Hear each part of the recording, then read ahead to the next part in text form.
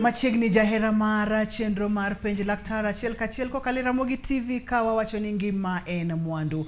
Mataye chenro ni en Ruth Otieno kenda duoko ni erokamano makende kuom bedo koda odiechieng' ma kawuono. Amor mokalo ni wendo osechopo e studio gibonyisowa ni gin jomage gi akanye kaito wabo donje twak achiel kachiel. Machiegni abo chako kodi. Erokamano.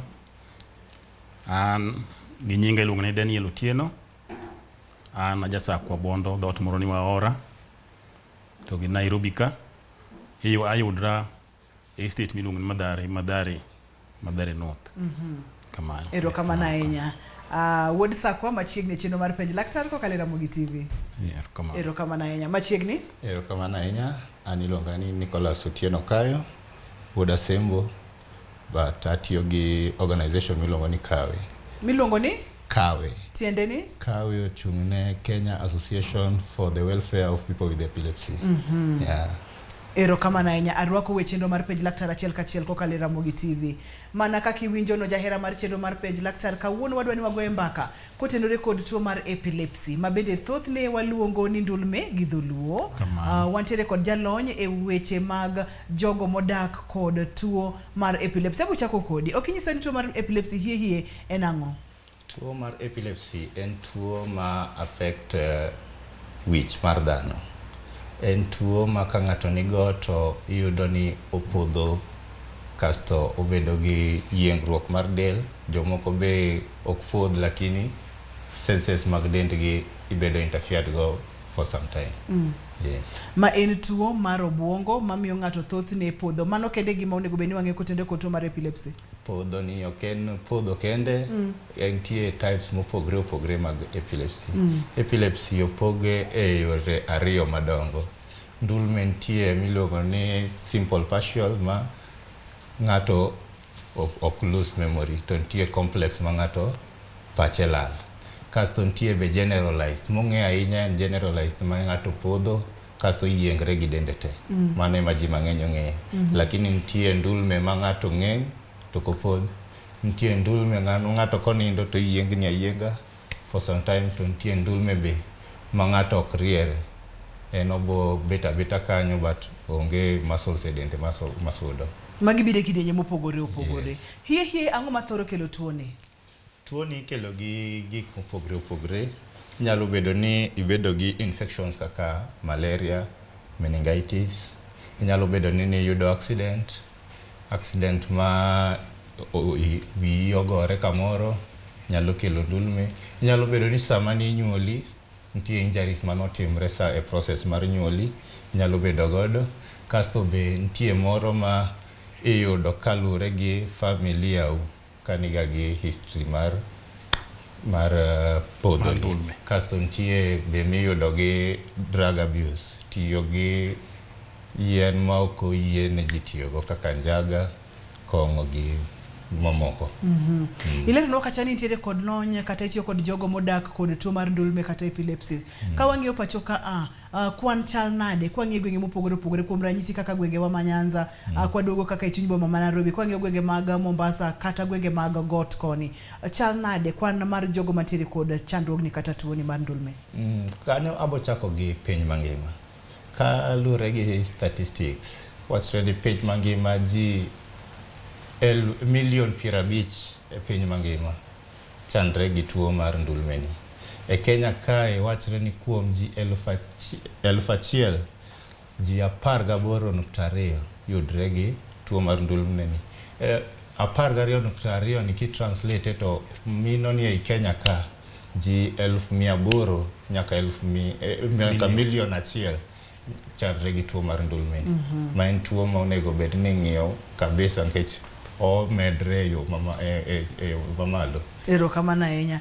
Ilero nwa kacha ni isebedo kitiyo gi ji mantiere kod tuo mar ndulme ni kuom ndalo mang'eny.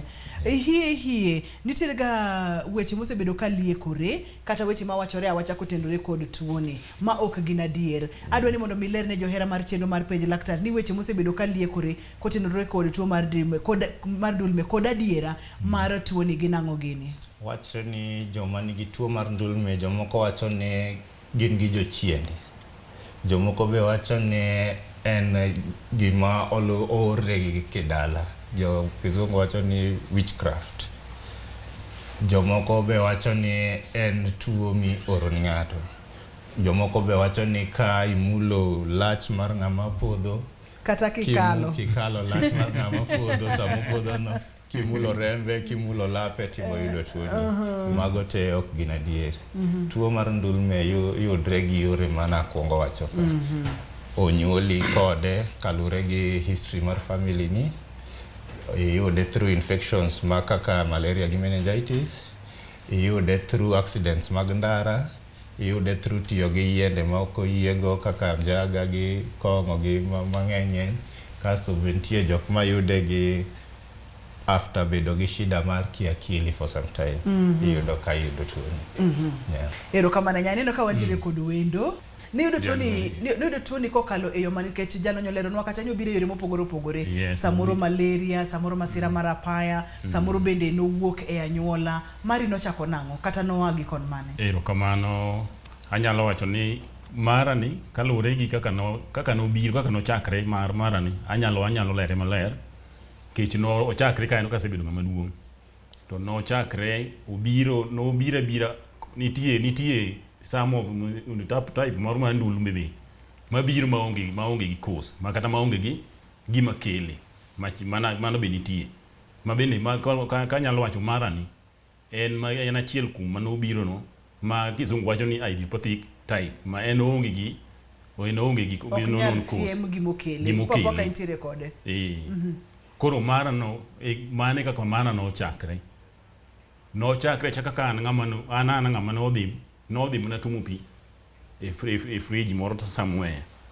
To kana adhi tumo pi kanyo, to an kana aduogo realize bang'e to nayudra e ot kuma naaye. Koro apenjara ni ok an e ot, ne an ga e fridge somewhere. Koro ema penjo brother na mane an e ode ni to ang'o momiyo an ka to ne an ga e fridge. To nyisa ni nitie gimoro motimi kocha ma an awuon pok naneno dane kawune ka ango nene. To nyisa ni nitie gimoro ni igori piny ma jowadu moko emoringo mobiro homa kapod pachi olal ok inyal ng'e gima in ma nyaka mwating'i mwakeli ot mok wang'e gima in. Mane kaka mara nochakre. To kano tim nobiro kamano to nochako kawo kendo another 1 year. Nochako kawo higa mangima kendo kapok ochako duogo. Koro bang' higa mangima no kakoro nochako duogo. Kakoro noduogo, kakoro biro full, kakoro biro ma e jomo nyalo biro kata didek kata ding'wen. To kamano kaka nochakre. To mane kaka nachako ng'e ni kara intiere kod an ga tuo mar ndulme. Ero kamano nyani lero nwa kacha ni isetiyo kod jogo modaka kod tuo ni mar ndulme kuom higni mang'eny. Olero kacha ni ka nokuongo time nokong'e ni nang'o matime kaito bang'e okawo thuolo mar higa achiel koka bang'e ochako goye piny kendo. Koro bang'e nowacho ni koro ochako time mang'eny tok wadgi debed ni enang'o mane timore koso seche ma tuo ni poko omako ng'ato motegno okawo thuolo marom nade? Thuolo ma okawo kapok opaki motegno lure gi ng'ato ka ng'ato. Kila ng'ato yudo e yo mopogre. Ne awacho mokuongo kacha ni nitie ma onge ng'ama ong'eyo kuma aye. Nitie mar ariyo ma inyalo point out ni samoro aka but ok in sure gi kuma aye. Samoro inyalo wacho ni ma noa kuma nogore cha to ok in sure. So mano iluongo ni cryptogenic. Iparo ni ma nyalo kele lakini ok in sure ni mane gimokele. Then nitie mar adek ma in sure ni mano aka. Koro mare owacho ni ok inyal wacho maber ni noaka nikech ok en sure gi gima notimre. Nodhi omo pi to yudre ot. Owacho ni en owadgi openje ni ang'o manotimre to nyise mana ni nitie gima notimi oko kacha. Nikech sama gipodho no most of them ok bi ng'eyo gima notimre. Nikech sama opodho no pache lal. Koro ng'ama nonene kopodho ne manyalo ng'ise ni gima kama gi kama notimre. En owuon to konyal ng'isi gima notimre nikech kata en okia. Koro mare ni emomiyo wakawo ga history gi te from kaka nonyuole nyaka gi kaka odongo sani. Eka wayud gima nyalo bedo ni no timre. Samoro inyalo penje gigo te tiyudo ni onge gima point out ni mai gima nokele. So mane mare miluongo ni idiopathic no. Onge ng'ama ong'eyo kuma noae, but entie. Manyuola ni onge ng'ata mantiere kod tuo ni. Onge kute moko mani wacho ni sebedo godo kaka mag malaria, masira mar apaya, ipo apoa kiyude. To mana kiduong' ok ni mana kaduong' nikech mano otimre bang' ka jonyuolna te bendo setho. Ma koro ng'ama ne nyalo kelo history background mar kata mar nyuol bed ni koro onge kanyo. Masa moro ne nitiere anyuola ten mana ni koro anyuola te wado mane adago no ne wado maduong'. Ema ne nyalo koro ema ne nyalo miyo history. To ema no wacho ni onge gima kamano poko mosenene e anyuola wa kanyo. Chenden penj laktar achiel kachiel kokalo Ramogi TV kawa wacho ni ngima en mwandu. Kawuono wang'iyo tuo mar ndulme kata epilepsy. Okilerwa ni kopogore kod ranyisi mar ng'ato goruok piny, pache lal kachiel kod yiengni, ang'o kendo maka ng'ato neno kotime to nyalo miyo chich ni nyaka bede ni en tuo mar ndulme. Gima nyalo timre ni be chak paro ni nyalo bedo gi tuo mar ndulme en samoro ni timo gimoro kata ne ugo mbaka gi ng'ato. Kasti ling Popo kiling tingeng jimedo loso lakini ni kia kuma intie. Mano be a sign mar ndulme. Ntie samoro mnyalo bedo ni ichung tipopo kigori piny.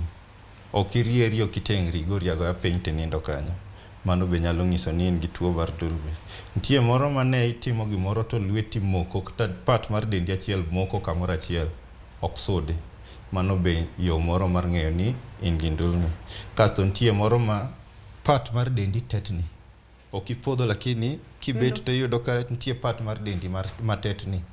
Mano be nyalo bedo, mago be signs mag nyiso ni inyalo bedo gi ndulme. Ma onyalo bedo fundi moro amora, onyalo bedo tiendi, onyalo bedo bedeni, koso mana bedeni kende. Onyalo bedo kata wang'i yudo ka tetni.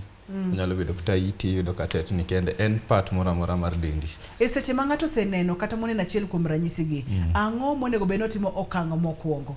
Ka lure gi thieth, kichako winjo gigi ka timi, to dhi e osiptal machiegni mondo ng'i maber kasti chiw history ni, kasti kinyalo ng'isi ni ka in kode kata ionge kode. Mano e gima onego ikuong timo. Erokamano ahinya. Abudugo iri ibo lero nwa lera mondo mi johera mar chenro ni omed nene matut kowuok kuomi nikech inomaki intiere kode kendo idak kode. Tok mano ne jalonyo lero nwa kacha ni ji wacho ga weche mopogore opogore ni en tuo mar juok, samoro bende obiro kod kaponono ni kalo lach ng'at mantiere kod tuo ni. Weche mage mani winjo kotenore kod tuo makoro ne timini? Aparo ni erokamano. Apani kaka bang'e kane wach ka koro wachako ng'iyo. Wachako ng'iyo wach ne koro kata kaka wachako wach thieth. Ne wachako mana gi wach mar mokwongo wachako gi wach mar lemo. Nokwongo wach ni gini watemi uru gi lemo. Mane watemo mwadhi ir jolemo madirom 3 kata 4. To ne giwachonwa weche mopogore opogore. Ng'ani wachonwa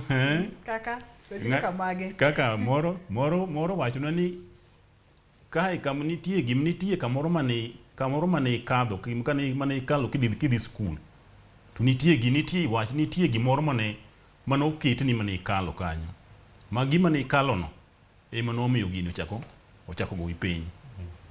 Koro wachona ni gima no wachona ni dhi manya jua isenena jua moko matino tendo ma jodongo goyo ka ajua matino tendo dhi manya jua 20 tikel na gi miso ma 12 kisekelo na gigo ka abro konyi na dokiro ma wadwa ne chiyo ne wan ne wadhi mana gi waya moro achiel ema wadhi go ir jalemo to ne gigo kan wadhigo mano watero ne wadhi mwanyo adier mwadhi ire bang' ka nwase ire ka koro nwaduogo nan gi paro ni koro kama se aicha anyalo bedo nayudo konyruok. Bang' mano eka koro gini ne koro biro ka koro medre. Apenjara ni to kara kuma na aicha ma gini ema chaka medo gini ka chaka medo wach gorok piny. Koro notimi didi nikech moko chanisa ni otimi didi ke juma ochako timi marom nade kore juma. Samoro ayudo ka okinyi samoro kaka awuok adhi skul kech nochakre ka jakal 7 to timre dichiel ka ane 7 ayudo chako duogo koro makoro an ka koro an candidate kuma koro adhi timo klas 8 makoro chako duogo koro biro biro mang'eny to kaka jalemo ni koro aka jalemo ni samoro gokinyi ochako obiro samoro kendo kan e skul ochako duogo iyudo ka koro igolana adok ot kona ni jopuonj wacho ni hapana ok inyal bedo gi somo malong'o kaluwore gi shida ma in go ni koro dhi mondo odwar kaka inyalo konyi monde tawinjo malich kawe kech ne ok narach ahinya e skul to koro aneno ka koro jowadwa dhi mbele gi somo an igola adok ot koro nadhi adhiya mbele kamano ma ok ayudo konyruok kuom julemo bang' aka julemo to nochako tera nyaka ir jok ma iluongo ni ajuoga mag jumawa mag joluogi ema koro kanyono kono ni dhi utemia ajuoga bi